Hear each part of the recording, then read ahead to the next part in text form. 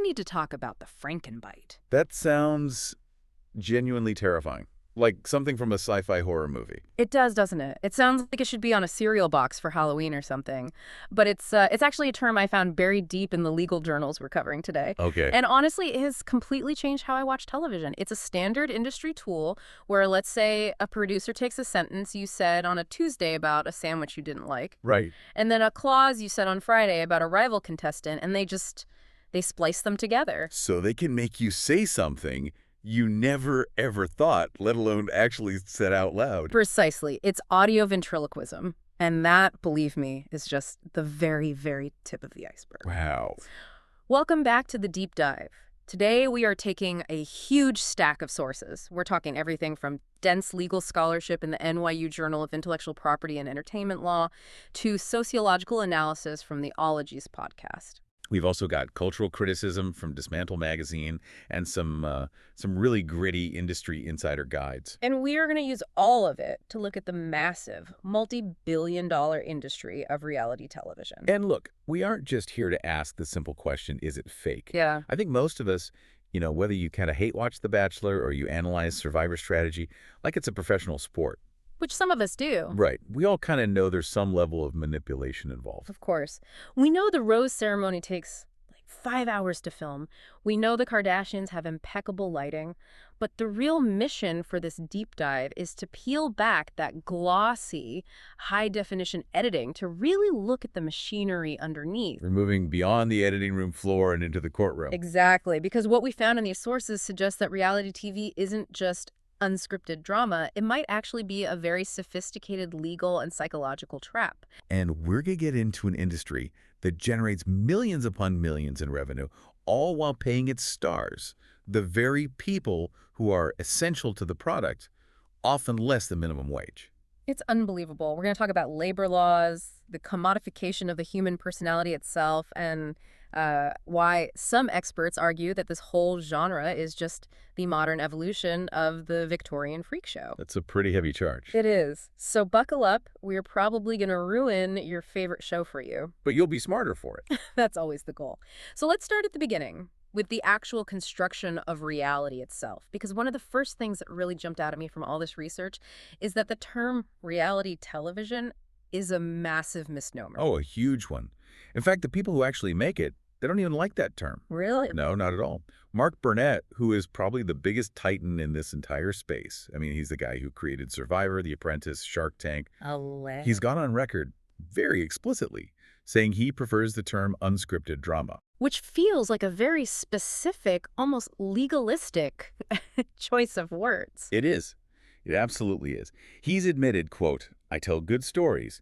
It really is not reality TV." And when you dig into the sociological analysis, like the work of Dr. Danielle Lindemann that was featured on the Ologies podcast, she frames it perfectly. She argues reality TV is a social construct. A petri dish. Exactly. You take a group of people, you isolate them from everything they know, you deprive them of sleep and food, and then you poke them with a stick to see what happens. And if they don't give you the exact reaction you want, well, you just manufacture it later.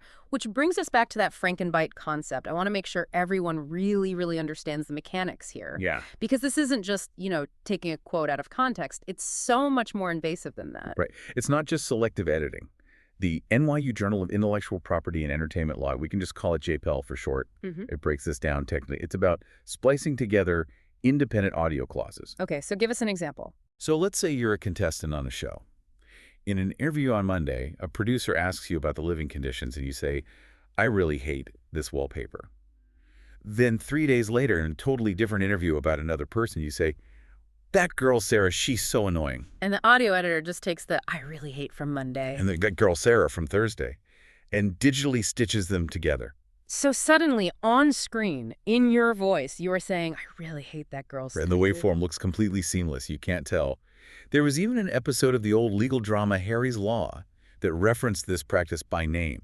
It's an open secret in the industry. Why, though? Why do it? To force a plot point. Yeah. If the drama isn't happening organically, if the story the producers planned isn't unfolding, they have the tools to just synthesize it. I mean, my first reaction is, how is that not illegal? Isn't that defamation or libel? And that is the massive gray zone we are going to be living in for this whole deep dive. The contracts these people sign often waive their right to sue for things like that. But it's not just the audio they manipulate, it's time itself. Okay, now you've lost me. There's this concept called temporal distortion. This is where shows like Joe Millionaire and The Bachelor were masters. Absolute masters. As viewers, our brains are trained to understand cause and effect. Simple cinematic language. You see person A say something mean. And then it cuts immediately to a close-up of person B crying. And we assume, naturally, that person B is crying because of what person A just said. But in the editing room, that shot of person B crying might be from 2 days earlier. Right, really? Oh yeah, maybe they were crying because they missed their dog or because the catering was bad that day. It doesn't matter. The editor creates a false chronology to tell a more dramatic story. So it's the Kuleshov effect, basically. A neutral face can look sad or happy depending on what you cut to next. The meaning is created entirely in the edit, not in the actual event. Precisely. It's emotional manipulation of the audience by manipulating time. And sometimes they don't even wait for post-production to fake it. They just stage the whole thing. This brings us to soft scripting. Yes. And the case study for this is fascinating. It's Hogan Knows Best. This one makes sense to me. I grew up watching Hulk Hogan in the WWF. The idea that his reality show is scripted is, well, it's not surprising at all, actually. It's very on brand for a pro wrestler, right? But the mechanics of it are what's really interesting from a production standpoint. The sources explain that it is incredibly expensive to pay a full camera crew to just stand around a house for 12 hours waiting for something interesting to happen. It's just bad for the budget. You might get nothing. You might get 8 hours of Hulk Hogan watching television. So shows like Hogan Knows Best use what's called a soft script, or an outline. So what does that mean? Do they actually get lines to memorize? Not lines, no. They get beats or scenarios. The producers create a schedule for the day. They might say, okay, Tuesday from 2:00 p.m. to 4:00 p.m., here's the scenario. You're all annoyed because the neighbors are making too much noise. Go. So they just set the stage. The premise is, let's throw water balloons at the neighbors. Exactly. And then the talent, the family, improvises within those constraints. Mm-hmm. Hulk Hogan himself actually compared it directly to pro wrestling. The outcome is predetermined. We know the match ends with the neighbors getting soaked. But how they get there, the dialogue, the physicality, that's all improvised. So it's basically just long-form improv comedy with a plot outline provided by producers. That's a perfect way to put it. And sometimes the reality they create is so fake, it's it's physically impossible. Did you see the revelations about Pimp My Ride? Well, this one genuinely hurt my soul a little bit. I loved that show. I loved Exhibit. I loved the absurd idea that you could take a beat-up 1988 Honda Civic and put like a working fish tank in the door. Well, I have some very bad news for you about that fish tank. Oh, no. The sources, which include interviews with former contestants, reveal that a lot of those wild upgrades were put in purely for the reveal shot. For the moment they yell and jump up and down. Exactly. They would install things like a robotic arm or a pop-up champagne holder, film the kid screaming, "Thank you, Exhibit," and then the crew would immediately remove them after the cameras stopped rolling. You're kidding. So the car didn't actually have a functioning chocolate fountain in the trunk. No, because it was either incredibly dangerous for driving, completely illegal, or just. It didn't actually work. It was a prop.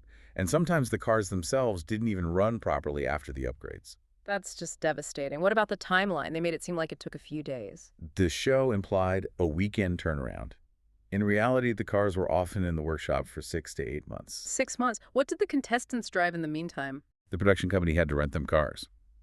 But the narrative presented on screen was this magical instant transformation.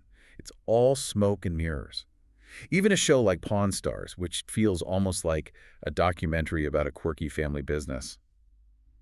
It's a set. I assume that part was real. The shop exists. The shop exists, yes. But you can't film there during normal business hours because of privacy laws, and frankly, the sheer number of tourists who just want to take a selfie. So what do they do? When they film, they have to close the shop to the public. The customers you see coming in to sell a rare Civil War musket or a signed Babe Ruth baseball, they are often pre-vetted, they've been scheduled, they're let in specifically for the shoot. So it's a controlled environment masquerading as a chaotic, open to the public marketplace. It's a soundstage that just happens to look like a pawn shop. And this staging goes all the way to reshoots of major life events. This is where we get into the Kardashians, specifically Kim's divorce from Kris Humphries. Yes. There were allegations, which came out during the divorce proceedings, that scenes for Keeping Up with the Kardashians were scripted, reshot, or edited to specifically cast Humphreys in a negative light. I remember reading a claim that she reshot a scene where she was crying about her marriage, but she filmed it after she'd already filed for divorce. Exactly. So the emotion might have been real, but the context and timing presented to the audience were completely manufactured to fit the storyline the show wanted to tell. Okay, so we have fake audio, we have fake timelines, we have fake environments, and we have reshot emotions. But what about the emotions in the moment? Surely the tears on The Bachelorette are real. The tears are often real, yes, but the cause of those tears might be entirely manufactured by producers. This is where the process gets really predatory. And this is where that famous hot mic moment comes in. It does. It was during a season of The Bachelorette with a contestant named Courtney Robertson, who was sort of the designated villain of her season. What happened? I remember hearing about this, but what was on the audio? The producers accidentally left her microphone on during a break. And what they caught on tape wasn't the show. It was the making of the show. It was a producer acting, for all intents and purposes, as an aggressive acting coach. Pushing her for a certain performance. Pushing her hard. You can hear Courtney saying she's exhausted, that she doesn't know if she can show that specific emotion again. And the producer is just relentlessly pushing her, saying things like, "You have to. This is for you and Ben. I need you to give me this." That is not documenting reality. That is actively manipulating a person to extract a desired performance through sheer psychological pressure. It's coercion. And if that kind of verbal pressure doesn't work, they have other tools. They use physical discomfort. You mean like in Survivor? Survivor's the perfect example. We watch the show, and we assume the contestants are wearing those specific clothes because, well, that's what they happen to pack for their trip to Fiji. Right. You grab a couple of shirts, a pair of shorts, and that's it. Not quite. The producers have heavy, if not total, input on wardrobe. First, they often restrict contestants to specific camera-friendly colors to make the show look better. Okay, that's just standard TV production. True. But where it gets darker is that sources from within the industry indicate they sometimes intentionally force contestants to wear non-waterproof clothing or flimsy, inappropriate footwear Why on earth would they do that? to increase their misery. It's that simple. If you are cold and you are wet and you are miserable, you are much more likely to snap at your tribe mates. You are more likely to break down and cry. It creates drama. It creates drama. It's what they call designed adversity. And this whole concept, this idea of creating a difficult, high-pressure work environment. It transitions us perfectly into the next layer of this whole thing. We've talked about the production tricks. Now we really need to talk about the cost to the human beings who are inside that machine. Because when you start describing things like designed adversity and forced improvisation under duress, that starts to sound a lot like a workplace issue. It is a massive workplace issue. And this is where the ABA Journal and all the legal scholarship we reviewed just open up a huge can of worms. We need to talk about the labor crisis in reality TV. And there's no better place to start than the lawsuit that really blew the lid off this whole thing. That's Jeremy Hartwell versus Kinetic Content. Which was for the Netflix show Love is Blind. Correct. Jeremy Hartwell filed a class action lawsuit, and the allegations he made, if true, paint a picture of a workplace that would be flagrantly illegal in almost any other industry you can imagine. Let's break down the numbers for everyone, because I think there's this popular assumption that if you're on TV, you must be getting paid piles and piles of cash. It's far from it, at least during the show's production. Hartwell alleged that the cast members were paid a flat stipend. It was $1,000 per week. Okay, $1,000 a week. On the surface, that doesn't sound terrible. It doesn't until you factor in the hours worked. They're basically on the clock 24/7. The lawsuit alleges they were filming for up to 20 hours a day, 7 days a week. So when Hartwell's lawyers did the math, when they divided that $1,000 stipend by the actual hours they were expected to be on, it came out to approximately $7.14 an hour. $7.14. That's less than half of the minimum wage in Los Angeles where the show was filmed? Exactly. It's a wage that would be completely illegal for a Starbucks barista or a warehouse worker in the same city. And that's before you even take out taxes. And the lawsuit wasn't just about the low pay, it was about the working conditions. The conditions were the core of the complaint. Hartwell alleged that the production controlled their access to food and even water. But, and this is the part we always see on the shows, they had very easy, encouraged access to alcohol. Yes. The bar was always open. We see it all the time. The wine is always flowing. The cocktails are endless. Hartwell's suit claims this is a deliberate, strategic tool. He claimed they were encouraged to drink on an empty stomach. Yes. To induce what the producers call malleability. What does that mean? To make them sloppy and emotional. to make them more suggestible. Yeah. If you are sleep deprived, if you are hungry, if you are intoxicated, your executive function, the part of your brain that makes rational decisions, it starts to shut down. You Oh. become more emotional, less rational, and much easier to manipulate into those dramatic confrontations or those Frankenbite sound bites we talked about. And on top of all of that, they take your phone away. They confiscate everything. The lawsuit alleges they take your passport, your wallet, your cell phone. They completely cut you off from the outside world, from your support system. See, this is the part I just can't wrap my head around. If I hired someone to work in my office and I took their phone, locked the door, told them when they could sleep, and paid them $7 an hour, I would be in jail. Or at the very least, sued into oblivion. So how do these massive production companies get away with it? It all comes down to two magic words: independent contractor. Ah, of course. The gig economy loophole finds its way to Hollywood. Precisely. This is the linchpin of their entire business model. Production companies almost universally classify their cast members as independent contractors, not as employees.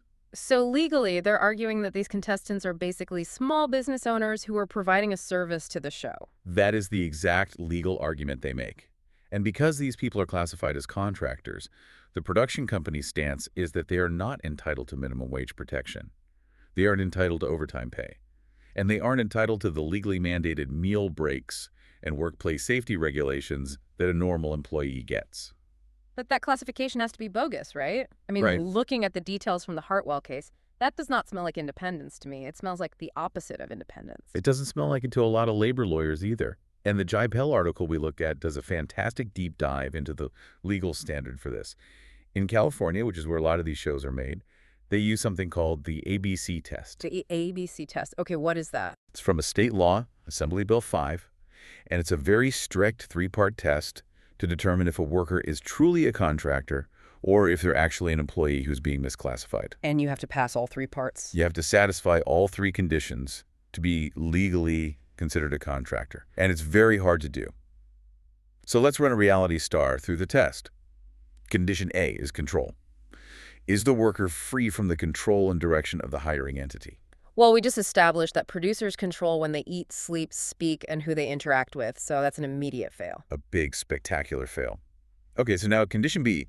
This one is called the usual course of business test. Explain that one. It sounds a little more complicated. It is, but here's a simple analogy. Imagine you own a clothing store. Your main business is selling jeans. One day, the toilet in the back breaks, so you hire a plumber to fix it. Okay. That plumber is a legitimate independent contractor because your business is selling jeans, not fixing toilets. The plumbing work is incidental to your main business. Got it. So how does that apply to a TV show? Well, what is the usual course of business for a production company like Kinetic Content? It's making the show Love is Blind. They cannot make that show without the people who are falling in love or not falling in love. The talent is not incidental to the product. The talent is the product. So without the cast, there is literally no show. Therefore, their work is central to the business. That's the argument. It's an absolute fail on condition B. And then finally, you have condition C, which is independent trade. What does that one mean? It asks, is the worker customarily engaged in an independently established trade, occupation, or business of the same nature? In other words, are they professional, full-time reality stars who run their own business doing this? Exactly. Does Jeremy Hartwell, before this show, have a registered LLC called Jeremy Hartwell Reality TV Services that he uses to contract with different networks? No. He's a director at a mortgage company. The other contestants are software engineers or marketing managers. They are not professional independent contractors in the field of appearing on televised dating experiments. So they fail A, they fail B, and they fail C. It seems like an open and shut case, a legal slam dunk. Why hasn't the entire industry been forced to change? Because of the contracts. Yeah. The contracts these people sign are legendary in the legal world for how aggressive and one-sided they are. And this brings us to a key legal concept called unconscionability. That sounds like a moral judgment, not a legal one. It's actually a formal legal term. A contract can be deemed unconscionable by a court if its terms are so wildly, outrageously one-sided that it, quote, shocks the conscience. And do we have an example of a court actually doing that? We do, and it's a really tragic and disturbing example involving the Higgins siblings from the show Extreme Makeover. Home edition. This story is just devastating. I remember reading the background on this. These were the five orphan children, right? Yes, the five Higgins siblings, their parents had both died in quick succession, and they were taken in by a family, the Leomitis. So the show comes in, Ty Pennington with the bus, the megaphone, the whole feel-good spectacle. I remember that show. It was huge. And they built this huge new house, renovated the Leomitis' home, specifically to be large enough to accommodate these five orphans.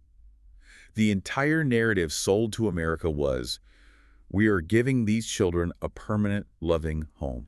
A beautiful, heartwarming story, the best of what reality TV can be. Until the cameras left. Just a few weeks after the production wrapped and the episode aired, the Leomitis family evicted all five of the Higgins siblings. That is, I don't even have a word for that. It's monstrous. The siblings were effectively homeless again, so they sued everyone, the production company, the network, ABC. They argued that the show had, in essence, promised them a home. But the production company just pointed to the contract they'd signed. They did, and that contract contained a mandatory arbitration clause that was designed to prevent them from ever suing in a public court. And what did the court decide? This is the fascinating part. The court actually ruled in favor of the siblings, but only on the arbitration clause. The judge found that the clause itself was unconscionable. The court's reasoning was, look, these were young, grieving, unsophisticated kids. They had absolutely no bargaining power against a massive media corporation like Disney, ABC. They were presented with a take-it-or-leave-it contract that was so unfair it simply couldn't be enforced. So they won the right to sue them in court. They won the right to have their day in court, yes. But unfortunately, they ultimately lost the broader liability claims because the network successfully argued they had no legal duty of care to prevent the eviction. But that unconscionability ruling was a very rare moment where a judge looked at a standard reality TV contract and said, this goes too far. You mentioned those arbitration clauses. That really seems to be the main shield the industry uses to hide all of this. It is their #1 defense mechanism. Arbitration is, for all intents and purposes, a private, secret judicial system. There's no jury, there's no public record, and there are no reporters in the room. It keeps all the dirty laundry hidden from public view. And we saw this used just recently with Renee Pache from Love is Blind Season 5. We did. She decided to speak out about her negative experience on the show. She alleged there was abusive behavior from her on-screen partner that the show's producers knew about and ignored. So the production company sued her. Not only did they sue her, they initiated an arbitration proceeding against her for violating her non-disclosure agreement, her NDA. And they were seeking millions of dollars in damages from her. Millions. Yeah. Just for talking about her experience. Yes. It's a clear intimidation tactic. It's designed to send a message and financially ruin anyone who speaks up, to silence anyone else who might be thinking of doing the same thing. Is there any way around these NDAs? There is a glimmer of hope, and it comes from federal law. It's a piece of legislation called the Ending Forced Arbitration of Sexual Assault and Sexual Harassment Act. Okay, that's a mouthful, but it sounds important. It's very important, and it's relatively new. It basically says that companies cannot use these mandatory arbitration clauses to hide cases involving sexual misconduct. This new law is what allowed another Love is Blind participant, Tran Dang, to bypass that secret system. And she filed a public lawsuit instead. She did. She filed a public lawsuit regarding her sexual assault allegations from her time on the show. Without that federal law, her story would likely still be hidden behind the closed doors of arbitration. It's just incredible that it takes a federal act of Congress regarding something as serious as sexual assault just to get a basic hearing in a real public courtroom. It really speaks to the sheer, overwhelming power imbalance that exists between the talent and the machine they're working for. So we have a machine that fabricates reality, that potentially exploits labor laws, and that uses aggressive legal tactics to silence dissent. Which brings up the big question. Why do we, the audience, keep watching it? And maybe even more puzzling, why do people keep signing up for it? Well, now we're moving out of the law books and into the psychology of what some scholars literally call the freak show. And you mean that in a direct historical sense? I do. Dr. Lindemann, the sociologist, makes a direct historical parallel. In the 19th century, people would pay a nickel to go to a sideshow and see the bearded lady or the dog-faced boy. It was a spectacle of human difference. It was the monetization of the other.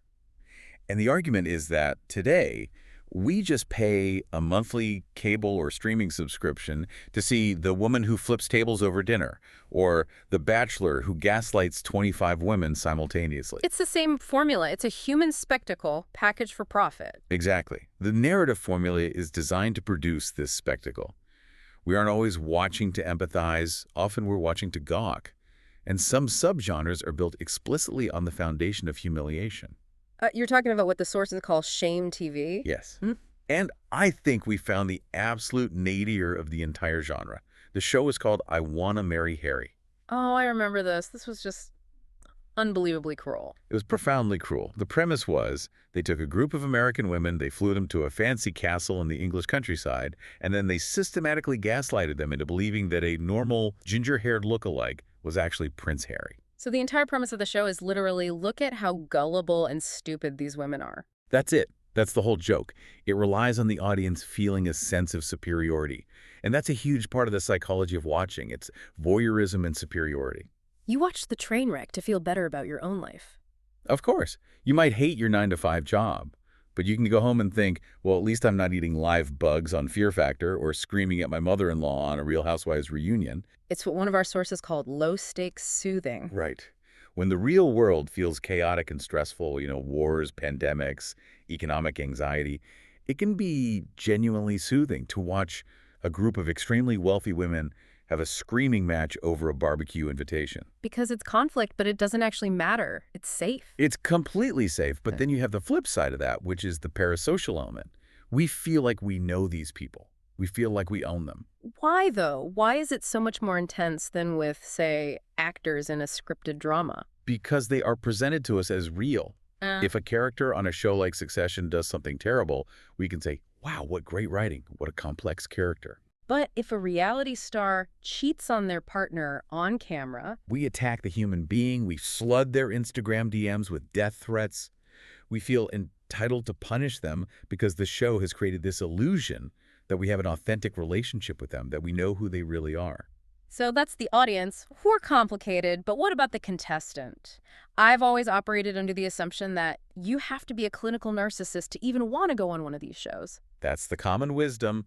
And, some early psychological studies did back that up. They found that traits of narcissism were a strong predictor of fame-seeking behavior. Okay, so that tracks. But there's a really fascinating twist in the more recent research, especially when it comes to adolescent viewers. What's the twist? Newer studies are suggesting that adolescents who watch a lot of reality TV might actually end up with lower narcissism scores than their peers. That seems completely counterintuitive. How does that work? Well, think about what they're watching. They're watching the villain edit play out in real time. They see the person who acts entitled and selfish getting absolutely destroyed by their castmates, and then, more importantly, by the entire internet. So they see the negative consequences. They see them get roasted on social media, lose their job, become a global pariah. It can actually act as a deterrent. It becomes a very powerful, weekly cautionary tale. Don't behave like this or the world will turn on you. It's like a social survival manual. Rule number 1, don't be the villain. Pretty much. But for the adults who are actually signing up, they are often walking into a trap they don't fully understand. They want the fame, but they don't realize how the casting process works. We found this fascinating guide from a company called City Headshots about typecasting for reality TV. Was this the GIST method? That's the one. The Google image search technique. It's a piece of advice for aspiring reality stars. It tells them to literally Google image search themselves or people who have a similar look to them to figure out what their stereotype or type is. So you look in the mirror and you have to ask yourself, do I look like the backstabbing villain? Do I look like the naive girl from a small town? Do I look like the loudmouth party girl? And then the advice is to lean into it. You audition by selling that specific, easily digestible version of yourself. The problem is, once you sell it to the producers, you can't unsell it to the world. Because if you're cast as the villain... The editors will use every Frankenbite, every out-of-context reaction shot, every trick in the book to reinforce that narrative. You become a two-dimensional caricature of yourself. And this leads us to the big why. Why would anyone endure the humiliation? Why risk getting the villain edit? Why would you agree to work for $7.14 an hour? Because of the pipeline. And that brings us to Section 4, the influencer industrial complex. The show itself isn't the real job. The show is just the interview for the real job. That is exactly right. The JPEL source does a great job of highlighting the financial incentives that have changed the game. If you can survive the show, you come out the other side with, say, 1 million Instagram followers, the entire economic equation changes for you. We're not talking small money. We're talking What, an average of $1,800 per sponsored post for a macro influencer. And that's on the low end. Easily. If you can land a partnership with a fast fashion brand or a meal kit delivery service or a teeth whitening kit, you can make a very, very comfortable living. It's a symbiotic relationship then. Totally. The show gets tons of free marketing from the contestants promoting it on their social media, and in return, the contestants get access to the show's massive audience. But Dismantle Magazine brings up a much deeper, more philosophical problem with this whole model. They call it the commodification of personhood. This is where it gets really deep. Mhm. Usually when you have a job, you sell your labor. I pay you to build a wall, or to write code, or to serve coffee. But a reality star sells their being. Their personality, their private traumas, their romantic relationships.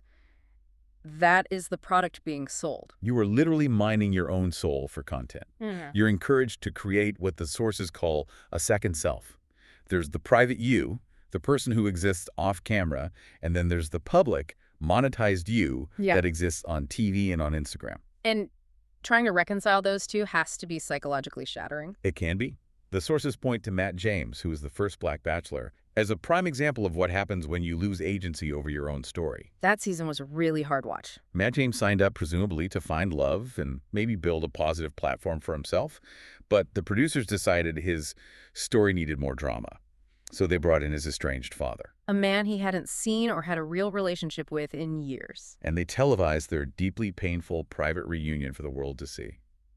Many critics at the time argued that this was done specifically to reinforce racist stereotypes about Black fathers and absentee parents. So Matt James completely lost control of his own life story. His personal trauma was extracted, packaged, and sold for ratings. And that profound loss of control. Yeah. We have to talk about the human cost. We have to talk about the body count. We do. Yeah. Because the industry, especially in the UK, has a very dark history of suicide. The show Love Island is the most notorious example. Two former contestants, Sophie Graydon and Mike Thalassitis, took their own lives after appearing on the show. And the show's host, a woman named Caroline Flack, also died by suicide. It's a pattern that is just impossible to ignore. And Dismantle Magazine really digs into the psychological disconnect that can happen. You come off one of these shows, you are instantly famous, you're perceived as beautiful and successful, your Instagram feed looks like a perfect glossy life. But inside, you're dealing with the trauma of what you went through on the show, you're dealing with relentless public scrutiny and hate, and your entire brand might be tied to a single moment of humiliation that will follow you forever. And what do the networks do to help? Do they provide support? The aftercare is notoriously thin. Some of the sources we read mention the shows might provide maybe 3 sessions with a therapist after the show wraps. 3 hours of therapy. 3 hours after you've been isolated, sleep-deprived, manipulated, and then thrust into the blinding spotlight of global fame. It's like putting a tiny Band-Aid on a gaping wound.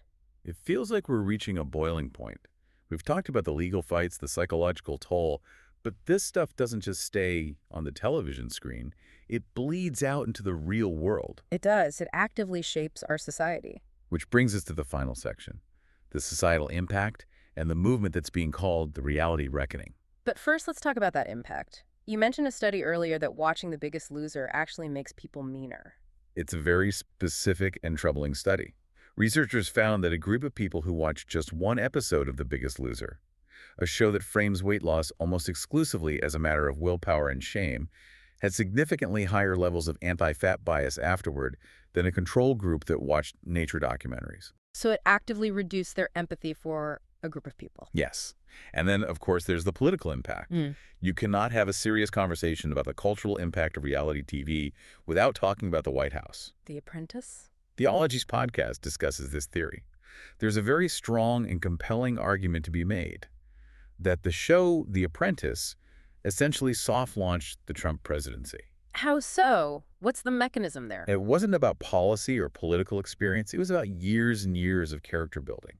For over a decade, millions of Americans tuned in every week to watch a television show where Donald Trump was presented as the ultimate, decisive authority figure. He sat in that big chair in the boardroom, he wore the suit, he had the catchphrase, "You're fired," he was the boss. Exactly. So even if his actual business record was filled with bankruptcies and failures, the reality presented on television told a different, more powerful story, that he was a titan of industry. The show created a truth about him that, for many people, was more potent than the actual facts. It trained an entire generation of viewers to see him as a leader. But it's not all bad, right? We have to be fair and give credit where it's due. Pedro Zamora. A true hero, not just of the genre, but of public health. We're talking about the real world. San Francisco, back in 1994. This was at the height of the AIDS crisis. It was. Pedro was a young, openly gay man living with HIV/AIDS at a time when the country was consumed by fear and misinformation. Yeah. And he went on that show, and he humanized the crisis for millions of people. He even married his partner, Sean, on television. That changed hearts and minds in a way no government PSA ever could. And more recently, a show like MTV's Are You the One had a season that featured a fully sexually fluid cast. Which was huge. It completely normalized queer relationships and non-binary identities within the very mainstream format of a dating competition show. So the genre can be a powerful tool for moving culture forward. But the industry practices themselves need to catch up. And that brings us, finally, to Bethany Frankel. The leader of the reality reckoning. Bethany Frankel, who is arguably the most financially successful star to ever come out of the Real Housewives franchise, is now leading the charge. She is calling for a union for reality stars. So she wants what the actors and writers in SAG-AFTRA and the WGA have. She wants fair pay, better working conditions, and crucially, she wants residuals. Explain what that means in this context. Right now, if Netflix or Hulu streams your season of Love is Blind for the next 10 years, and they make millions in ad revenue and subscriptions off your face and your story, you don't see another dime, you get your initial flat fee, and that's it. Reality stars currently get zero residuals. That seems fundamentally unfair. She thinks so, too. She's trying to organize a guild, a union, to collectively bargain for these things. And you're also seeing people like Nick Thompson, another former Love is Blind cast member, starting the You Can Foundation to provide legal and mental health support to other reality stars. The talent is finally starting to organize. They are. And so this brings us to the big final question. If they win, if the courts eventually agree and say you are employees and your union successfully forms and demands you must pay us residuals, does the genre itself survive? That is the existential threat, isn't it? It is. The dirty secret of reality TV is that it exists, in large part, because it is cheap to produce. It's the filler content that keeps cable networks profitable. If you suddenly have to pay everyone minimum wage, plus overtime, plus health benefits, plus residuals, the entire profit margin could just evaporate. So the entire business model might actually rely on exploitation to function. It certainly looks that way from the outside. If you remove the systemic exploitation, you might just remove the show. Wow, that's a heavy thought to end on. It is. Okay, we have covered a massive amount of ground. We've gone from the deceptive Frankenbites in the editing room to the $7 an hour wage, all the way to the courtrooms in California. We've seen that the reality we consume on our screens is a carefully managed construct, and often a cruel one. So here is my challenge to you, the listener. The next time you turn on your favorite reality show, don't just watch it passively. Investigate it. Be an active viewer. Yes. Yeah. Look for the jump cut that might hide a splice in the audio. Question that perfectly timed reaction shot. And please remember that the villain you're being encouraged to hate on Twitter might just be a hungry, tired, isolated person who was stuck in a 50-page contract they couldn't possibly understand. And remember that your clicks, your views, and your comments are the fuel that makes this entire engine run. But I want to leave you with one final and maybe slightly uncomfortable thought to mull over. We've spent this whole time analyzing the producers of these television shows, but now I want you to pull out your phone, look at your own Instagram grid, look at your TikTok profile. You chose the perfect angle for that selfie. You picked the most flattering filter. You spent 10 minutes editing the caption. You curated all of the highlights of your life, and you carefully hid all of the lowlights. Are we all, in a way, becoming our own reality TV producers? We are creating Frankenbites of our own lives every single day. We are commodifying our own personhood, creating a brand for an audience of followers. We're working for likes instead of residuals. So, my final question is this. If the camera stopped rolling on your own curated life, would you even know who you are anymore? That's the real question. Thanks for diving deep with us. We'll see you next time.